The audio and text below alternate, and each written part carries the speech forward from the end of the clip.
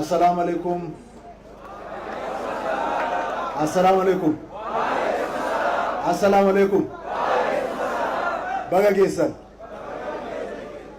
بقى أيانا وقاكم تكوف دبافر فورتما إدى الفتر نسنجي بقى الجنوجي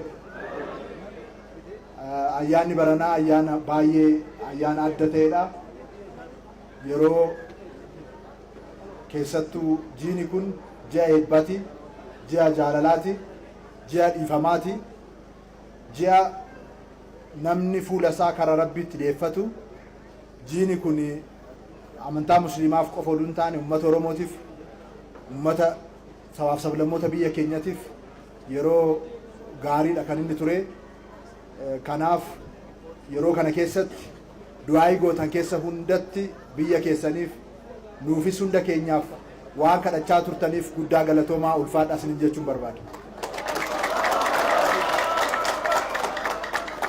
كيستو أمانتا مسلمة وقوتن دربن سينا كيست ركو قدا توري وقوتن دربن إمو قرماتا قدا كيسا غليت كان توري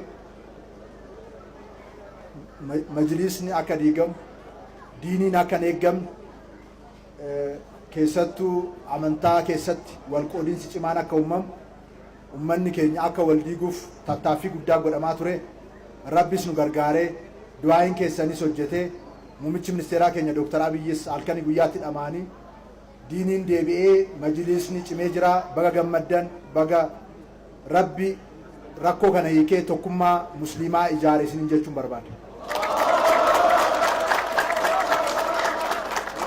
مسلم نچمون مسلم نيرو چمو اورومو تو چما اورتودوكسي نيرو چمو اورومو تو چما امانتا هندو پروتستانتي نيرو چمو اورومو تو چمو امانتا دا اولت oromummaan keenya duudhaan eenyummaa keenya akka gabbatu amantaadhaan godhanii immoo akka wal addaan nun qoonne akka garaagarummaan hin jiraan tokkummaan keenya akka daran cimu halkanii guyyaa hojjechuutu nurra jiraata.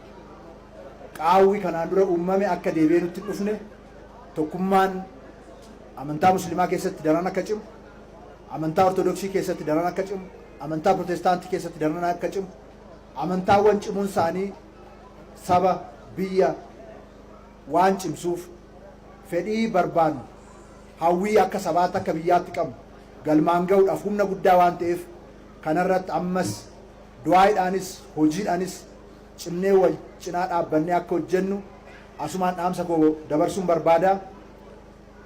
Ayyaanni kun kan harka qalleeyyii itti deebinee ilaalu kan warra dhaban itti deeggaru caalmatti immoo ganna kana keessa hojii magaalaa keessanis misoomsu naannoo keenya misoomsu rakkoo hiyyummaa jiru hiikkachuudhaaf harka wal qabannee halkanii guyyaa yaa hojjennu jechuun barbaada.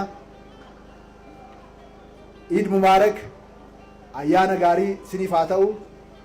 Uummanni naannoo keenya bakka hunda jirtan ayyaanni kun gammachuudhaan jaalalaan isiniif haa darbu. Ayyaanni darbus immoo du'aayin itti fufuu irra jiraata.